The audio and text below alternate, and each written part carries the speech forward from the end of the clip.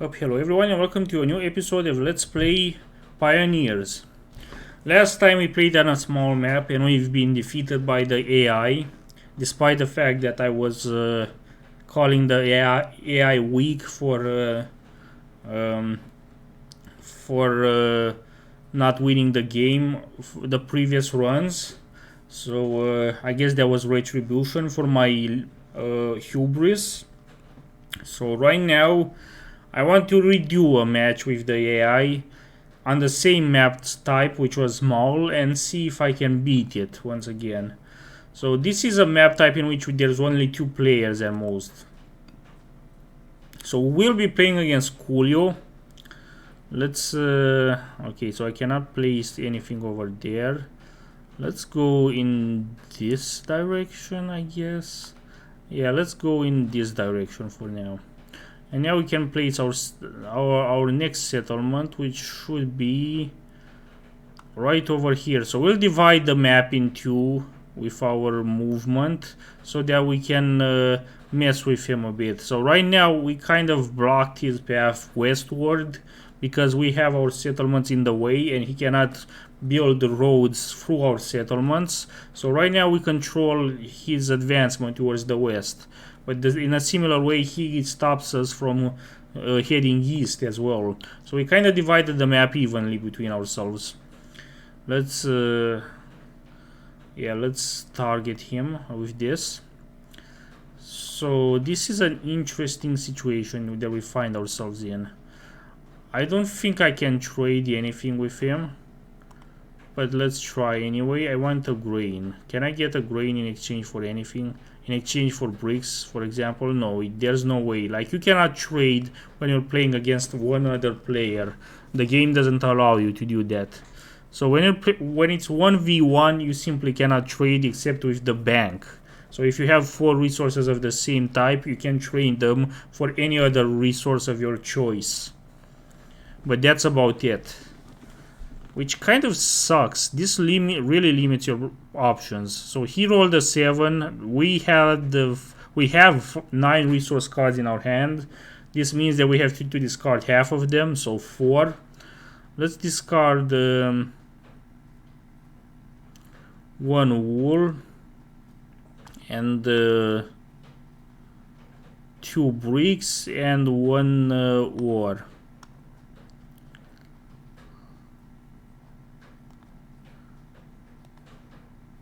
I really hate this situation because we're kind of in a desperate situation right now. I really wanted the resources to evolve one of my settlements into a city, and all I would have needed were 3 wars and 2 grains, and we were halfway there. But now I lost all my wars.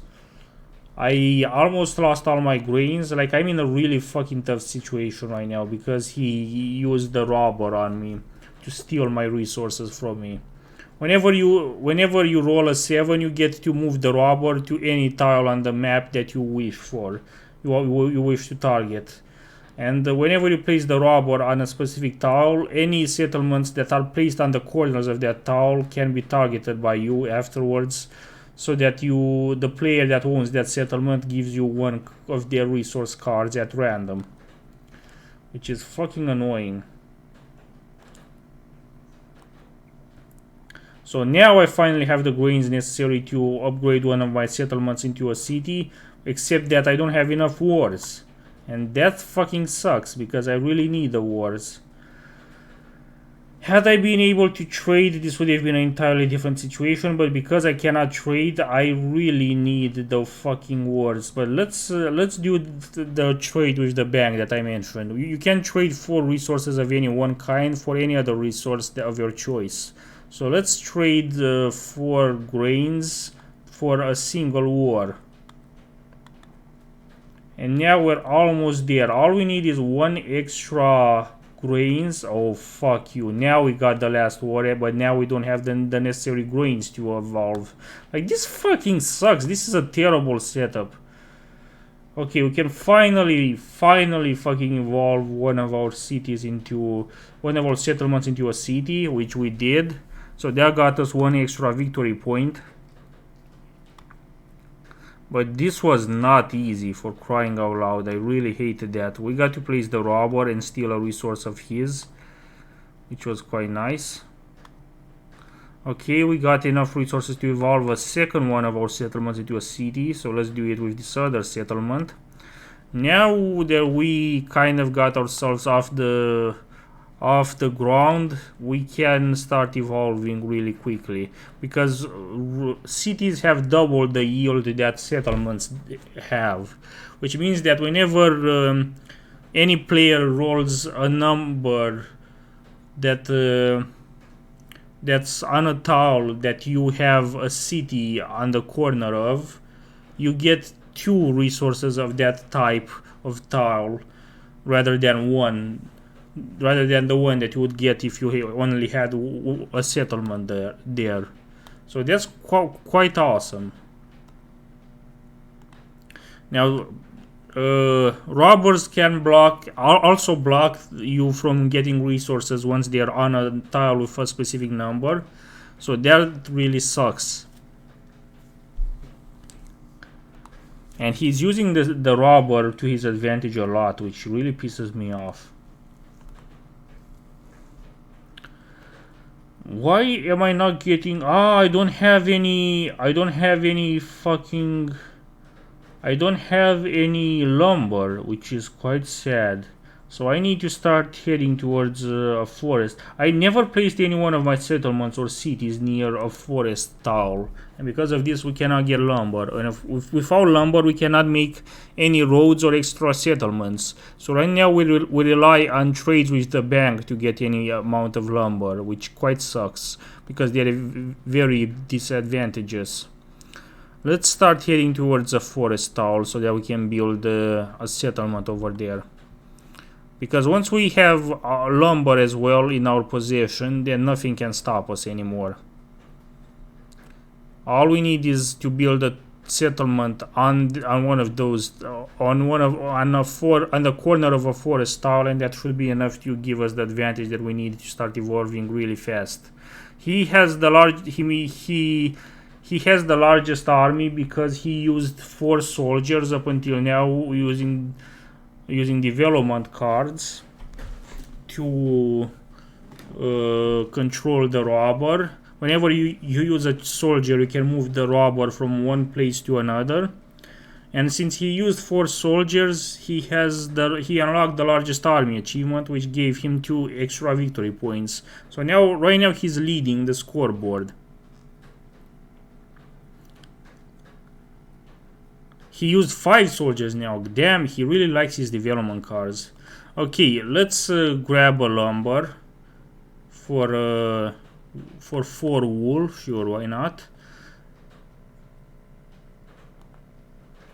But I do not, now that I have the lumber, I do not have the resources necessary I don't have the wool necessary to build the final settlement. So that really sucks. Let's trade some bricks. He rolled a 7, so now we have to discard half of our resources, which really sucks.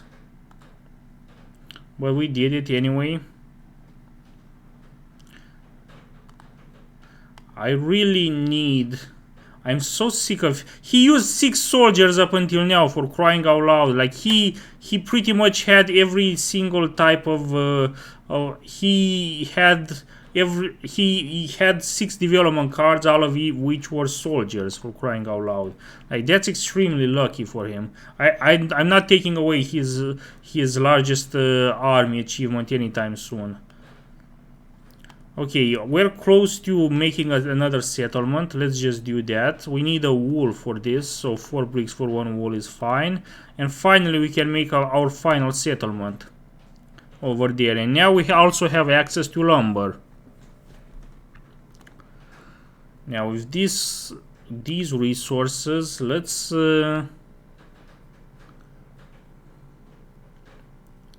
start heading to the 3x1 port so that we can start. If you build a settlement on the corner of a 3x1 port, like either this corner or this corner, you can make you can exchange free resources of the same type for any resource of your choice, rather than the default 4 resources of the same type for any resource of your choice. So it's far more advantageous for you if you manage to build a settlement on a 3x1 port. But the issue is that you cannot build settlements which are only one road distance from a different settlement or city, whether it's from your civilization or another civilizations. So we cannot build a settlement on this corner right here. We have to build a settlement on this other corner over here, because that would put it 2 roads distance from our other settlement.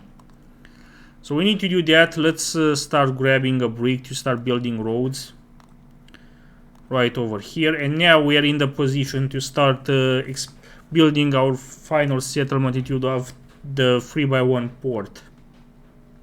And since we have the resources, we might as well evolve one of our settlements into a city. Okay, this is quite nice. We have a lot of resources right now. Okay, we have enough resources to grab a lumber, and almost enough to grab a wool, but just not quite there yet. So let's wait it out.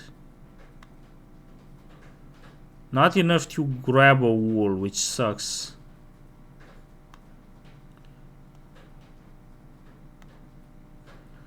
Okay, we finally have enough to grab a wool, I believe. But even though we have enough to grab a wool, this sucks because we don't have.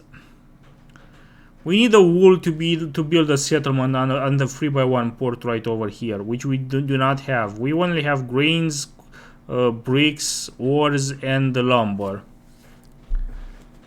Now, to get a wool, we would need to do a default 4x1 exchange. So either 4 bricks for 1 wool, or 4 grains for 1 wool. But if we do that, we end up with 1 wool but no bricks or no grains. And you need both bricks and grains to make a new settlement. So either way, we're still fucking screwed.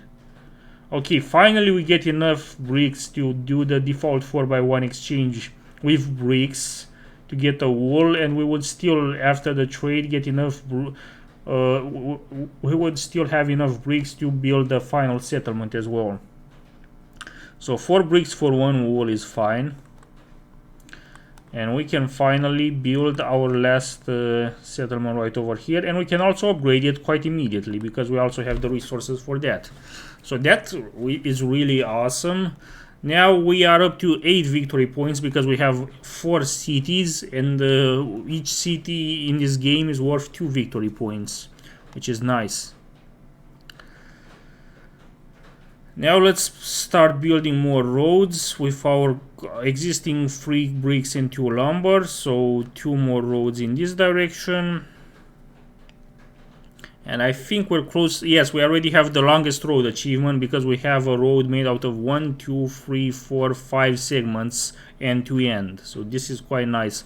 We have the longest road in this game right now, which gave us 2 additional victory points besides the 8 that we already had. So right now we have a total of 10 victory points. And remember that you need 16 victory points in this type of game to win.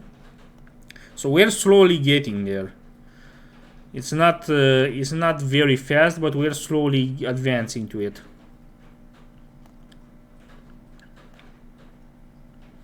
Okay, all I need now is to make another settlement. We do not have any more cities to build, so we cannot upgrade any more settlements into cities. Not that it will matter that much because we do not have any more settlements either to upgrade. But we still have 5 settlements to build. We have 5, as you can see on the screen right now, I have 5 settlement tokens which I can still use. So we can still build 5 more settlements in total, which is quite nice. Let's exchange 3 wool for 1 lumber, because remember we recently built a settlement, or in this case even a city, on a 3x1 port. So we get to do 3x1 exchanges now, which is quite nice. And with this, we can build another settlement on the 2x1 wool port, which means that from this point on, we can exchange 2 wool for any resource of our choice, which is quite nice. So these 2 wool that I have right now, I can exchange them for any other resource that I want to. So that extra settlement gave me also an extra settlement, an extra victory point. So we're up to 11 victory points now.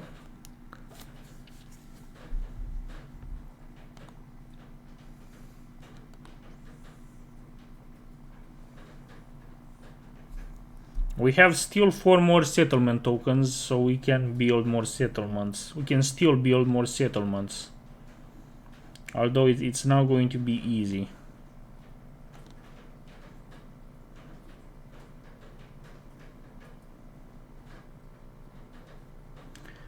Okay, so he stole the longest road achievement from us by connecting all of his roads on the eastern side of the island together, which makes a road made out of 1, 2, 3, 4, 5, 6, 7 segments. Oh wait, what is it? 1, 2, 3, 4, 5, 6, 7, 8, 9. It's actually 9 segments, his longest possible road. So 9 segments. He beat us with the longest road achievement, so he stole the longest road achievement from us for himself. So right now we're at equality when it comes to victory points, which kind of sucks, all things considered, but I guess we deserved it. We've been kind of slacking off recently, but no worries, we'll make this work. We can still make this work. Let's see if we can build a port at the 2x1 bricks exchange. That would be quite nice. But to do that, we will need a lot of lumber. Let's see if we can do that. So all we have to do is build a settlement over here to build it at the 2x1 bricks port. I cannot build it over here because that would only be 1 road segment away from my city, and that's not possible according to the game's rules. Let's see if we can make this work. So in order to build the last settlement, we need grains and we need lumber. We do not have either grains nor lumber, so let's pick one and get one. Let's get one from Free Wars, and we still need 1 grain to build the last settlement. Ah, fuck, I have to discard some of my cards now. This sucks. So let's discard 1 war, 1 brick, and 2 wool. Let's place the settlement right over here. We do not have the resources necessary to build anything just yet. I really need a grain. I don't know why I'm not getting any grain right now. Ah, I think I can get grain by exchanging 2 wool for 1 grain. So I can do this. And now I can build the last settlement right over here. So now we have access to the 2x1 bricks port as well. So from this point on, we can exchange 2 bricks for any resource of our choice. That's cool. So we're making nice progress. He's trying to stop us, but it's not really working out in his favor. None of this is working out in his favor. I'm feeling really bad for him. We get to place the robber once again. I think at this point it's about time we start buying development cards en masse, because I really don't see any reason not to anymore. We have a lot of resources that we can use to our advantage. Yeah, let's start grabbing. So to buy development cards, you need to trade in 1 grain, 1 wool, and 1 war. We have 3 grains and 2 wool, but no wars. So let's exchange 2 bricks for 1 war, because we have a settlement at the 2x1 bricks port. And now with this we can buy a development card. We get Pioneer University, which is one extra victory point if we play this card. So let's play it immediately. Usually you cannot play development cards the same turn that you receive them, but the victory point cards are an exception to this rule, so we can play it immediately. So our score increased by 1 because we played it, so now we're at 11 victory points once again, which is quite nice. Let's get another war to buy another development card. Then we get a soldier. Playing the soldier will allow us to move the robber to a different tile. Let's play it immediately to target him once again. I really wish we could build another city, but we have no more city tokens to use, so that kind of sucks. Let's buy a wool to be for 2 bricks to be able to buy another development card. This will give us the monopoly card, which has the effect of when I will play it, I will get to select a resource type and take every card of that type held by all other players. Since since this is a 1v1 game, there's only one other player to steal resources from, which kind of sucks, but okay. What do I think he has? He has 7 resource cards. No, he has 6 resource cards in his hand. I don't know what those resource cards are, but I will get to play my Monopoly against him, and I will get to pick which resource cards I think I can steal from him. So let's steal all of his... let's go for all of his grains, why not? I only got 1 extra grain from that, so out of his 6 resource cards, only 1 was a grain, so I only stole 1 grain from him. That's unfortunate. Let's buy another development card now, and it's another soldier card. So we get to play the soldier card once again. Let's roll. I wonder if I can steal his longest road achievement if I connect up this. No, that was not enough to steal his longest road achievement, but if I build even more roads in this direction, will it count? Yes, I managed to do it.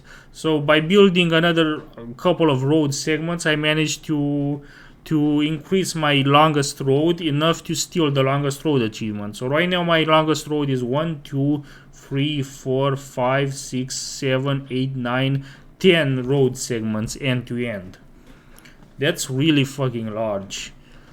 So I stole the longest road achievement back from him, so he's down to 7 victory points now, and I'm up to 14. So I'm 3 victory points away from winning this game. He is fucking screwed right now.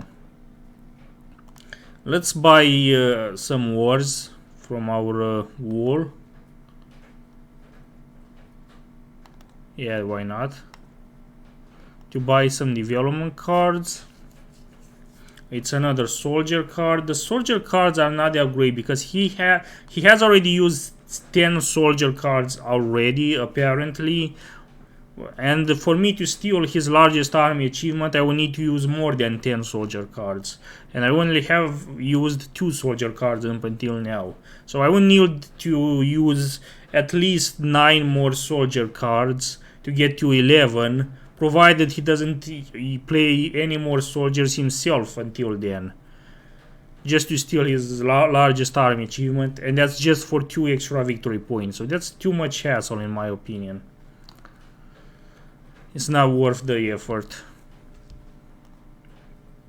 Place the robber again, sure, why not? Yeah, let's can we buy another development card? Why can we not buy another development card? We have the resources.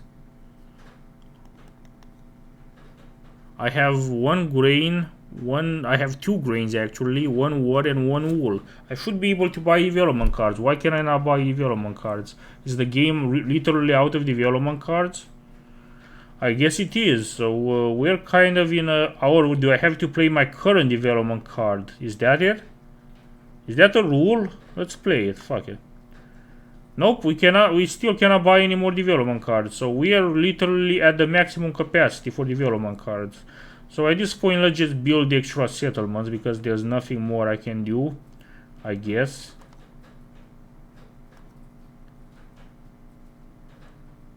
Why can't I not build any more roads either? I don't get this. Ah, I don't have any more lumber to build the roads with. Yeah, that's right. Let's build more. Let's get lumber in exchange for grains, I guess.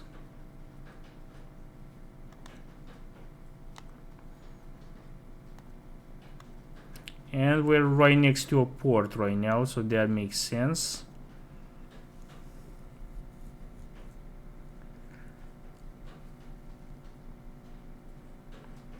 Let's grab a lumber to build our last settlement for 2 wool. And now with 1 brick, 1 grain, 1 wool and 1 lumber, we get to build another settlement at the 2x1 war exchange port. And yeah, this is quite nice. We are at 15 victory points, so we are only 1 victory point away from complete victory. I would try to upgrade one of my settlements into a city to get to that last victory point, but we have 0 cities remaining, so that's not possible. I cannot buy any more development cards apparently either. So the only thing I can do is build one last settlement, but the issue with that is that I do not have the necessary capacity for that, because to build one last city, I would need 2 more roads to distance myself from my already existing settlements. And the issue with that is that I only have 1 last road token available. So right now we're kind of at an impasse. I don't think it's possible for me to win anymore, now that I think about it.